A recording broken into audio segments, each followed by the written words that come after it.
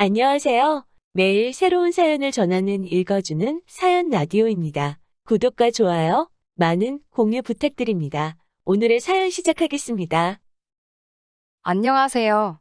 저는 결혼한 지 3년 다 돼가는 30대 초반 여자입니다. 저는 어려서부터 엄마 껌딱지라는 소리를 들을 만큼 친정 어머니랑 가깝게 지냈어요.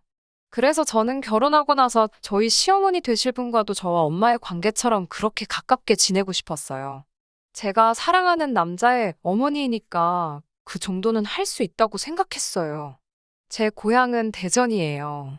하지만 서울로 대학을 다니게 되면서 기숙사 생활을 했습니다. 그리고 대학교 3학년 때는 영국으로 유학을 가기도 했고요. 대학을 졸업한 후에는 서울에 있는 회사에 취업을 했기 때문에 부모님과는 줄곧 떨어져 지냈습니다. 그래서 매일매일 부모님과 최소한 전화 한 통씩은 했어요. 어제도 통화했는데 오늘 하루도 또 할 이야기가 많았고 시시콜콜한 이야기를 많이 했거든요. 그러는 동안 저에게는 남자친구도 생겼어요. 남자친구는 말수가 적고 조용한 성격이에요. 회사에서 선배 소개로 만난 남자친구와는 1년의 연애 끝에 결혼을 약속하게 되었습니다. 결혼식까지 어려움 없이 모든 것이 원활하게 진행되었어요. 다른 친구들은 결혼 이야기가 오가기 시작하면 시댁에도 자주 오가고 하던데 저는 그런 건 없었어요. 저는 그게 시모가 다 저를 배려해서 그런 건 줄로만 알았습니다. 그런데 그게 아니었어요. 신혼여행을 다녀와서 시댁에 인사를 드리러 간 날이었습니다. 시모는 저를 앉혀놓고 말하길 딸은 딸이고 며느리는 며느리라고 생각한다며 자신에게는 딸 같은 며느리는 필요 없다고 하시더라고요. 저는 그저 며느리 도리를 잘하고 남편을 잘 섬기면 된다고 하시더군요. 저한테 당부할 이야기가 있다고 하시더니 바로 저거였네요. 처음에 저는 솔직히 시모가 농담하시는 줄 알았어요. 그래서 아니에요. 어머님, 저는 어머님과 가깝게 지내고 싶어요. 라고 애교를 부렸습니다.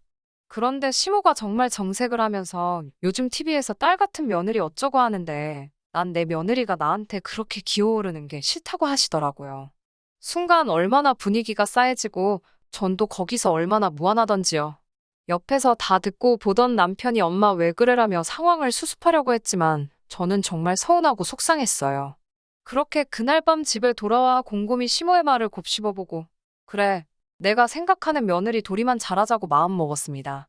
제가 생각하는 며느리 도리라는 건 시어머니께 알리거나 상의할 게 있으면 제때 연락을 드리고 생일이나 명절 잊지 않고 잘 챙기는 정도였어요.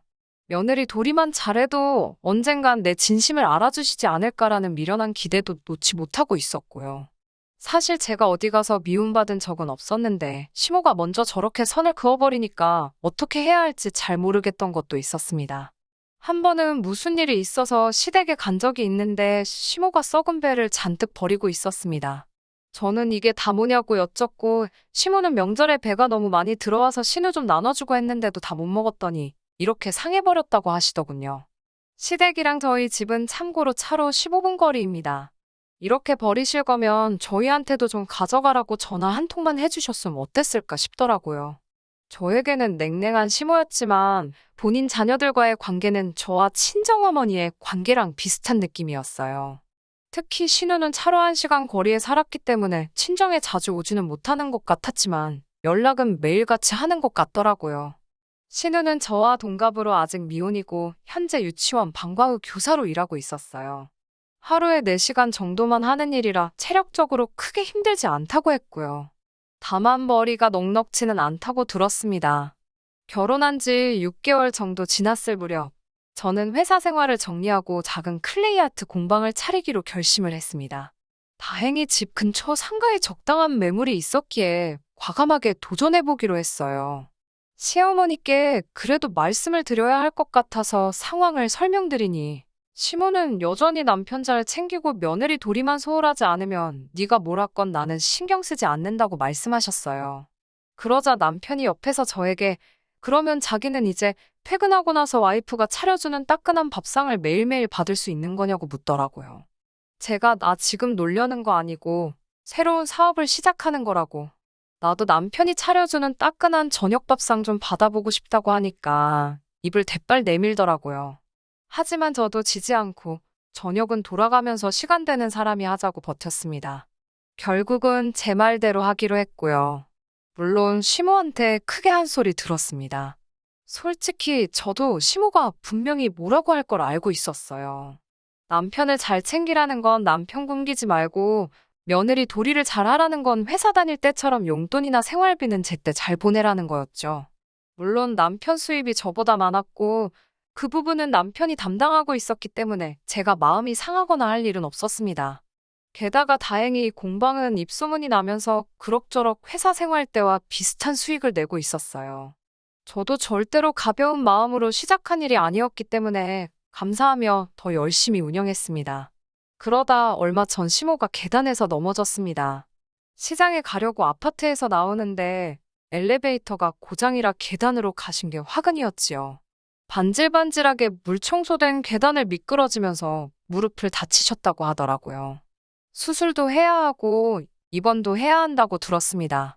최소 2달은 넘게 병원 신세를 지어야 한다고요. 사실 시부는 남편이 어렸을 때 돌아가셨고 그 이후로 시모가 남편과 신우를 키웠어요. 그렇다 보니 시모에 대한 남편의 사랑은 굉장히 극진합니다. 그래서 저도 남편하고 신우한테 고생이 많겠다고 했어요. 당연히 그 둘이 할 거라 생각했습니다. 그런데 막상 병원 생활이 시작되니 시모가 저에게 병수발을 들라고 하네요. 그동안 딸 같은 며느리는 필요 없다고 그렇게 몇 번이고 칼같이 선을 그으시던 분이 저에게 툭하면 전화를 해서는 왜 안 오냐고 물으세요. 그리고 덧붙이는 말씀이 신우는 너무 멀리 살고 네 남편은 회사 생활을 하니 제일 움직이기 편한 네가 오는 게 좋지 않겠냐는 거예요. 저 역시 하는 일이 있으니까 안 된다 하고 간병인을 쓰자고 했어요. 그러자 남편이 자기 엄마를 남한테 맡길 수는 없다면서 저더러 공방은 잠깐 문 닫고 시모 간병을 해달라고 보채더라고요. 그래서 제가 남편에게 제가 벌어 생활비랑 다 책임질 테니 당신이 쉬면서 시모 병간호 해드리라고 했습니다. 솔직히 저는 남편이 그러면 저한테 정말 고마워할 줄 알았어요. 그런데 남편은 오히려 저에게 섭섭하다면서 투덜거리더니 병수발 같은 건 며느리가 하는 거랍니다. 시모도 같은 여자가 도와주면 편할 것 같아서 그러는 거라고요. 제가 남편에게 그랬어요. 솔직히 저 혼자 처음부터 착각해놓고 서운해하는 걸 수도 있지만 단 한 번도 시모한테 정을 느껴본 적이 없어요. 정말 말 그대로 남보다 못한 사이이죠. 그런데 이제 와서 저더러 간병을 하라니 너무 염치 없는 거 아닌가 당황스럽더라고요. 남편, 신우 그리고 시모 너나 할 것 없이 간병인도 싫다. 휴직도 못한다. 손사래를 치더라고요. 저더러 너는 따로 휴가 눈치 볼 필요도 없고 혼자 일하니까 퇴근 시간 조절도 할 수 있지 않냐면서 왜 이렇게 매정하냐고 묻더라고요. 저더러 이기적이고 정 없는 사람이라고 저 같은 여자랑 못 살겠다 하더라고요. 그런 남편을 보면서 저도 제가 왜 이렇게 글러먹은 사람하고 결혼한 건지 이해가 안 되더라고요. 그래서 이혼하자고 했어요. 처음으로 공방문을 2시간 일찍 닫고 집에 와 남편 짐 싸서 문 앞에 던져놓고 현관문 비밀번호를 바꿨습니다. 결혼할 때 집은 제가 살던 전세집에 남편은 냉장고랑 텔레비전만 들고 왔어요. 그런데 막상 이혼하자고 제가 나서자 남편이 이런 이유로는 이혼을 못 해준다고 난리를 쳤어요.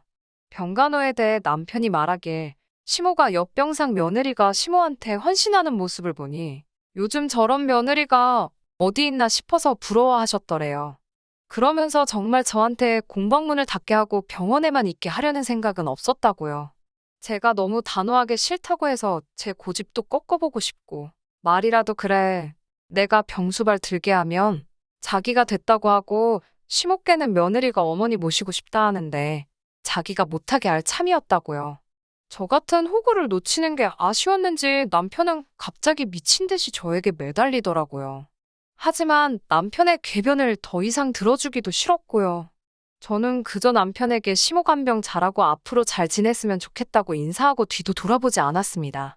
남편은 그럼 자기 어머니는 어떡하냐고 거의 오열에 가까운 눈물을 보이더라고요.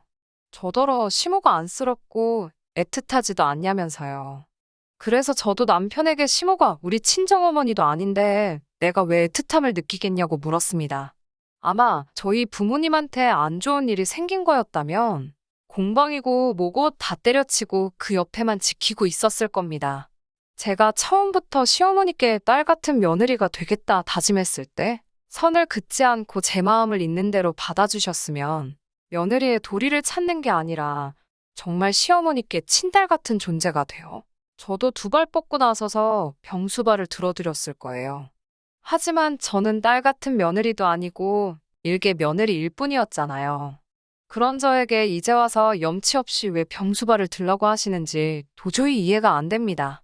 저는 시목계 자식 두 분한테 자식 도리를 잘 지키라고 가르쳐 주시라고 한마디 하고 모두가 보는 앞에서 이혼 도장을 찍었습니다.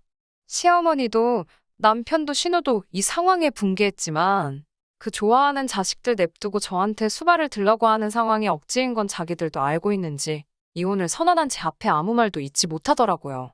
그리고 현재 저는 혼자 잘 먹고 잘 살고 있습니다. 공방도 계속해서 잘 되고 있고요. 제가 수발을 들지 않았다면 앞다투어 시어머니 돌볼 거라고 생각했던 두 여자들은 결국 어찌할 방법을 찾지 못해 제가 애초에 제안한 대로 간병인을 구했더라고요. 본인들이 하기 싫고 또 시키자니 눈치 보이는 일들은 왜 다 며느리에게 떠넘기는 걸까요? 저에게 조금이라도 곁을 내어주셨다면 저라고 이렇게까지 하지 않았을 거예요. 애초에 며느리가 가족의 일원이 되려고 한 게 저의 욕심이었을까요? 그 집구석을 탈출하게 된 건 축하받을 일이지만 아직도 가슴속 한켠에는 제가 앞으로 다른 사람을 만나게 된다고 한들 정말 제가 그들에게 외부인이 아닌 한 사람의 가족 구성원이 될 수 있을런지 참 많은 생각이 오고 가네요. 밤 공기가 아직 싸늘한데 기분이 괜히 싱숭생숭해져서 사연 한번 적어보았습니다. 끝까지 들어주셔서 감사하고요. 긴 이야기 들어주셔서 감사합니다. 오늘의 사연은 여기까지입니다. 구독과 좋아요, 알람 설정해주시면 앞으로 더 좋은 사연으로 찾아오겠습니다. 감사합니다.